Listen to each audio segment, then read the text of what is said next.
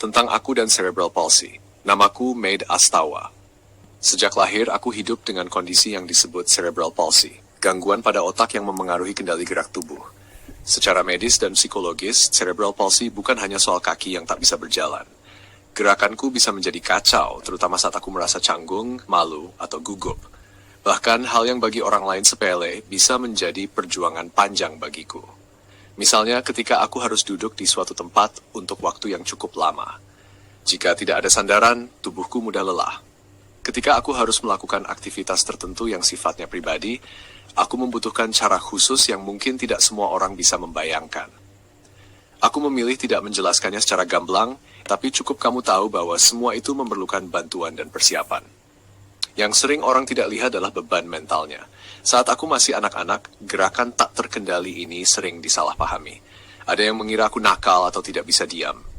Pernah juga ada momen lucu yang masih aku ingat sampai sekarang. Waktu itu aku menyukai seorang artis yang menurutku sangat cantik. Setiap kali dia muncul di TV, tubuhku sering terhentak tiba-tiba, kadang disertai ketegangan yang sulit dijelaskan.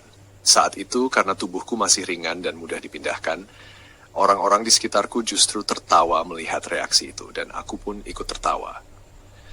Tapi setelah aku beranjak remaja, hal yang sama tidak lagi dianggap lucu.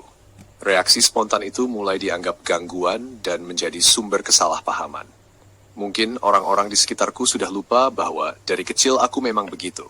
Bedanya, dulu hal itu tidak menyusahkan, sekarang terasa lebih berat. Luka batin dari salah paham seperti itu terbawa sampai dewasa, membuatku sulit terbuka tentang kondisiku. Aku takut dianggap mencari alasan, padahal yang kuinginkan hanya dimengerti.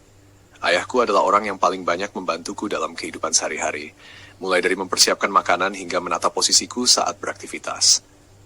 Tapi hubungan manusia selalu punya sisi rumitnya. Kadang ada perbandingan, kadang ada komentar yang membuat hati tergores.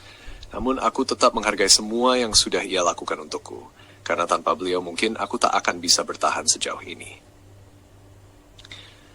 Cerebral palsy mengajarkanku banyak hal, tentang kesabaran, tentang menerima diri, dan tentang melihat bahwa setiap orang punya perjuangan yang tidak terlihat. Aku tidak mencari simpati. Aku hanya ingin orang tahu bahwa kami yang hidup dengan kondisi seperti ini bukan hanya tubuh yang berbeda. Kami juga jiwa yang ingin dimengerti, didengar, dan diterima.